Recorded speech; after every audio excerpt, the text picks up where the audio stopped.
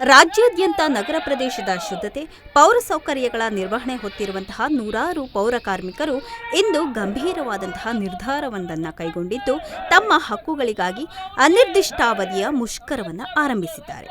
ಕಸ ಸಂಗ್ರಹ, ವಿಲೇವಾರಿ, ಸ್ವಚ್ಛತೆ, ನೀರು ಪೂರೈಕೆ, ಒಳಚರಂಡಿ ನಿರ್ವಹಣೆಯನ್ನು ಬಂದ್ ಮಾಡಿದಂತಹ ಪೌರ ಕಾರ್ಮಿಕರು ಹೋರಾಟದಲ್ಲಿ ಭಾಗಿಯಾಗಿ ಪಟ್ಟಣ ಪಂಚಾಯಿತಿ ಕಾರ್ಯಾಲಯಕ್ಕೆ ಬೀಗವನ್ನು ಹಾಕಿ ತೀವ್ರ ಆಕ್ರೋಶ ವ್ಯಕ್ತಪಡಿಸಿದ್ದಾರೆ.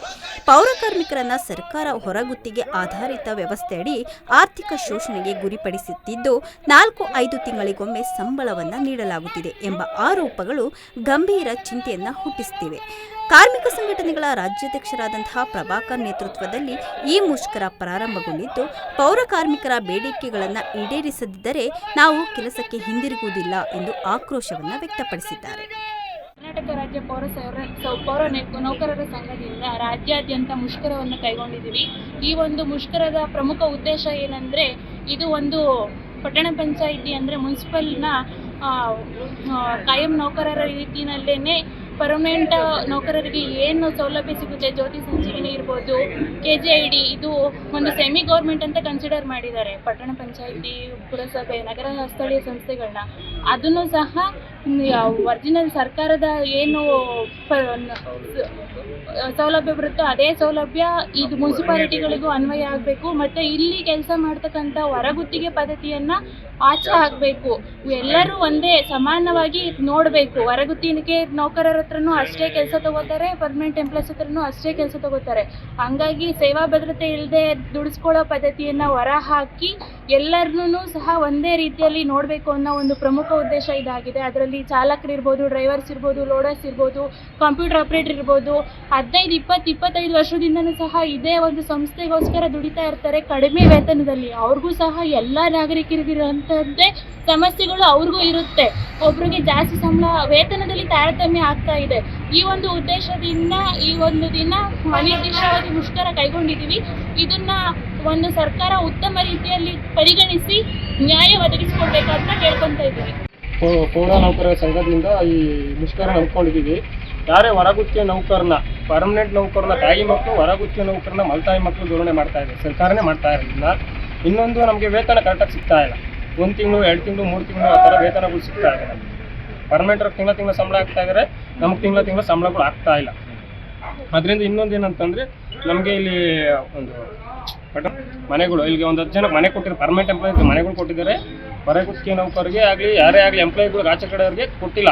ಏನಂದ್ರೆ ಅವ್ರಿಗೆ ತಾಯಿ ಮಕ್ಕಳು ನಮ್ಮನ್ನು ಮಲ್ತಾಯಿ ಮಕ್ಕಳು ಅಂತ ಜೋಡಣೆ ಮಾಡ್ತಾ ಇದೆ. ಇನ್ನೊಂದು, ಹೊರಗುತ್ತಿಗೆ ಸೇವಾ ಭದ್ರತೆ ಇಲ್ಲ. ಯಾರೇ ಒಬ್ರು ಬರ್ಬೋದು, ಒಂದು ಬಿಡ ಕೆಲಸದಿಂದ ಕೀ ಕೊಟ್ಟು ಹೋಗೋ ಅಂದರೆ ಹೋಗ್ಬೋದು.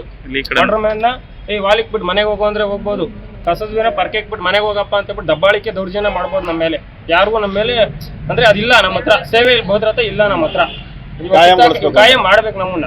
ಈಗ ಅಕಸ್ಮಾತ್ ಕೆಲಸದಿಂದ ಕಿತ್ತಾಕೋದು, ಒಂದು 15 ವರ್ಷ ಮುಂಜಾನೆಯವರೇ ಆಗಿರ್ಬೋದು, 15 ವರ್ಷ 16 ವರ್ಷ ಕೆಲಸ ಮಾಡ್ತಾರೆ. ಯಾರನ್ನ ಕೀ ಕೊಟ್ಟು ಹೋಗ್ರಪ್ಪ ಅಂತ ಹೇಳ್ಬಿಟ್ಟು ಅವ್ರು ಕೀ ಕೊಟ್ಬಿಟ್ಟು ಒಂದು ಕೆಲಸದಿಂದ ಬಂದಿಲ್ಲ ಅಂತ ಹೇಳ್ಬಿಟ್ರೆ ಮಾಡಿ ಒಂದು 10 ವರ್ಷದಿಂದ ವಾರ 15 ದಿವಸ ರಜಾ ಹಾಕಿದ್ರೆ ಕೆಲ್ಸಕ್ಕೆ ಬರಲ್ಲ ಅಂತ ಬಿಟ್ಟೋಗ್ರಪ್ಪ ಅಂದ್ರೆ ಅವ್ರು ಬಿಟ್ಟು ಹೋಗ್ತಾರೆ ಅನ್ಕೊಡ್ರಿ. ಆಗಿದ್ದು ಬೇರೆ ಅವ್ರಿಗೆ ಮನೆ ಹೆಂಡತಿ ಮಕ್ಳಿಗೆ ಯಾರು ಆಗಲ್ಲ. ಅದರಿಂದ ಸೇವಾ ಭದ್ರತೆ ಇಲ್ಲ. ಜೀವನ ನಡೆಸ್ತಾ ಇದ್ದಾರೆ. ಅಕಸ್ಮಾತ್ ಅವ್ರೇನ ಕೆಲಸ ಬಿಟ್ಟು ಹೋದ್ರೆ ಅವ್ರ ಹೆಂಡತಿ ಮಕ್ಳಿಗೆ ಏನು ಸಿಗಲ್ಲ.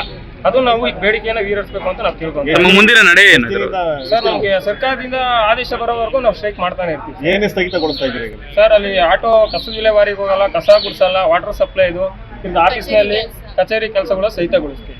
ಕಚೇರಿ ಬೀಗ ಹಾಕಿದ್ದೀವಿ ಸರ್. ಕಚೇರಿ ಬೀಗ ಹಾಕಿ ಮುಷ್ಕರ ಮಾಡ್ತಾ ಇದ್ದೀವಿ.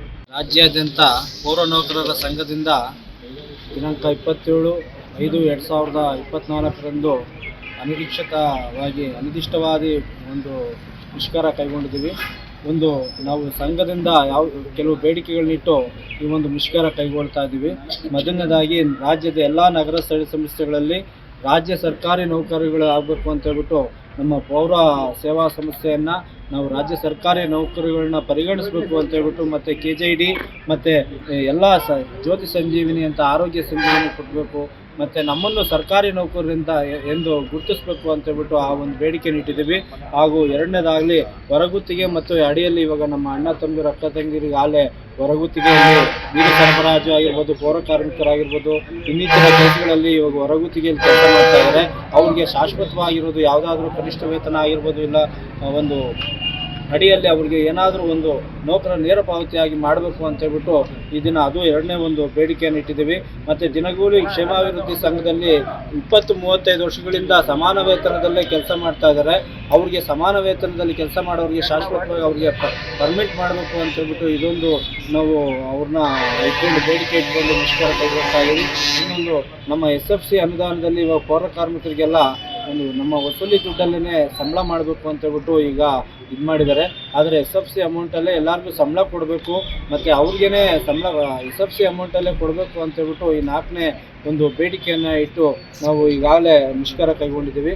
ಈ ಎಲ್ಲ ಸಾರ್ವಜನಿಕರಿಗೆ ತಿಳಿಪಡಿಸಿದ್ದೇನೆಂದರೆ ನಮ್ಮಿಂದ ಇವಾಗ ಸ್ವಚ್ಛತೆ ಆಗಿರ್ಬೋದು, ನೀರಿಂದ ಆಗಿರ್ಬೋದು ಮತ್ತು ಕಚೇರಿ ಕೆಲಸಗಳನ್ನ ಸ್ಥಗಿತಗೊಳಿಸಿದ್ದೀವಿ.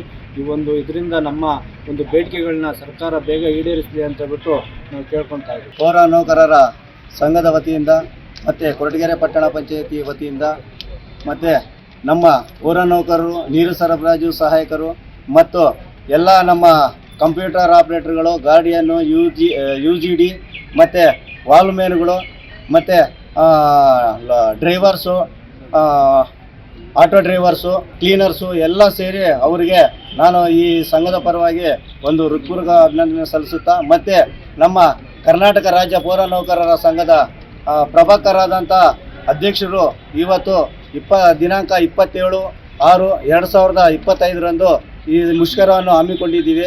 ನಾವು ಎಲ್ಲ ಇಡೀ ಕರ್ನಾಟಕ ರಾಜ್ಯದಲ್ಲಿ ಪ್ರತಿಯೊಂದು ಮೂಲೆಗೂ ನಮ್ಮ ತಾಲೂಕು, ಜಿಲ್ಲೆ ಹಂಗಾಗಿ ಎಲ್ಲ ನಾವು ಮುಷ್ಕರ ಹಮ್ಮಿಕೊಂಡಿದ್ದೀವಿ. ಮತ್ತು ಅವರಿಗೆ ನಮ್ಮ ರಾಜ್ಯಾಧ್ಯಕ್ಷರಿಗೆ ನಾವು ಎಲ್ಲ ಬೆಂಬಲವನ್ನು ಸೂಚಿಸುತ್ತಾ, ನಮ್ಮ ನೌಕರರಿಗೂ ಈ ಸಮಾನ ವೇತನ ಅಂತ ಹೇಳ್ಬಿಟ್ಟು 30 ವರ್ಷದಿಂದ ಕೆಲಸ ನಿರ್ವಹಿಸಿದ್ದಾರೆ. ಅವರಿಗೆ ಸರ್ಕಾರದಿಂದ ಅವರಿಗೆ ಅನುಕೂಲ ಕೊಟ್ಟಿಲ್ಲ. ಮತ್ತು ಅದೇ ರೀತಿ ನಮ್ಮ ಸಮಾನ ವೇತನ ನೌಕರರು ಕೆಲವರು ರಿಟೈರ್ಡ್ ಆಗಿದ್ದಾರೆ, ಅವ್ರಿಗೂ ಸರ್ಕಾರದಿಂದ ಏನು ಸೌಲಭ್ಯ ಇಲ್ಲ. ಮತ್ತು ಅವರು ಕೆಲವರು ಮರಣ ಹೊಂದಿರ್ತಾರೆ, ಅವ್ರಿಗೂ ಇದು ಸರ್ಕಾರದಿಂದ ಅನುದಾನ ಕೊಟ್ಟಿಲ್ಲ. ಮತ್ತು ಎಲ್ಲ ನಮ್ಮ ನೌಕರರು ಡ್ರೈವರ್ಸು ಆಗಲಿ, ಕ್ಲೀನರ್ಸ್ ಆಗಲಿ, ಲೋಡರ್ಸ್ ಆಗಲಿ, ಆಟೋ ಡ್ರೈವರ್ಸ್ ಆಗಲಿ, ಚಾಲಕರೇ ಆಗಲಿ ಇಲ್ಲೇವರೆಗೂ 15 ವರ್ಷದಿಂದ ಸತತವಾಗಿ ಕೆಲಸ ನಿರ್ವಹಿಸ್ತಾ ಇದ್ದಾರೆ. ಅವರು ಸರ್ಕಾರದಿಂದ ಅವರಿಗೆ ಏನೋ ಒಂದು ಮಲತಾಯಿ ಧೋರಣೆ ಮಾಡ್ತಾರೆ. ಮತ್ತು ಜೀತ ಪದ್ಧತಿ ಥರ ಕೆಲಸ ಮಾಡಿಸ್ಕೊಂಡು ಅವರಿಗೆ ಸಂಬಳ ಸರಿಯಾಗಿ ಕಾಲಕ್ಕೆ ಸಂಬಳ ಕೊಡ್ದಂಗೆ ಅವರಿಗೆ ಸರ್ಕಾರ ಗಮನದಲ್ಲಿ ಇಟ್ಕೊಂಡು ದಯವಿಟ್ಟು ನಮ್ಮ ಸಚಿವರಾದಂಥ ರಹೀಂ ಖಾನ್ ಸಾಹೇಬ್ರವರು ಮತ್ತು ಮಾನ್ಯ ಮುಖ್ಯಮಂತ್ರಿಗಳಾದಂಥ ಸಿದ್ದರಾಮಯ್ಯ ಸಾಹೇಬ್ರವರು, ಮಾನ್ಯ ಸಚಿವರಾದಂಥ ನಮ್ಮ ಜಿಲ್ಲಾ ಉಸ್ತುವಾರಿ ಸಚಿವರಾದಂಥ ಡಾಕ್ಟರ್ G. ಪರಮೇಶ್ವರ್ ಸಾಹೇಬರು ಕೂಡ ಅವರು ನಮ್ಮ ನೌಕರರು ಅವ್ರಿಗೆ ಸ್ಪಂದಿಸಿ ದಯವಿಟ್ಟು ನಮ್ಮ ನೌಕರಿಗೆ ಅವರಿಗೆ ಕಾಯಂ ಮಾಡಿಕೊಡ್ಬೇಕಾಗಿ ನಾನು ಈ ನೌಕರ ಪರವಾಗಿ ಮತ್ತು ನಮ್ಮ ಸಾರ್ವಜನಿಕರ ಪರವಾಗಿ ಮತ್ತು ಮಾಧ್ಯಮದ ಪತ್ರಿಕರ ಪರವಾಗಿ ನಾನು ಈ 2 ಮಾತುಗಳನ್ನು ಮಾತಾಡ್ತಾ ಇದ್ದೀನಿ. ಜೈ ಹಿಂದ್.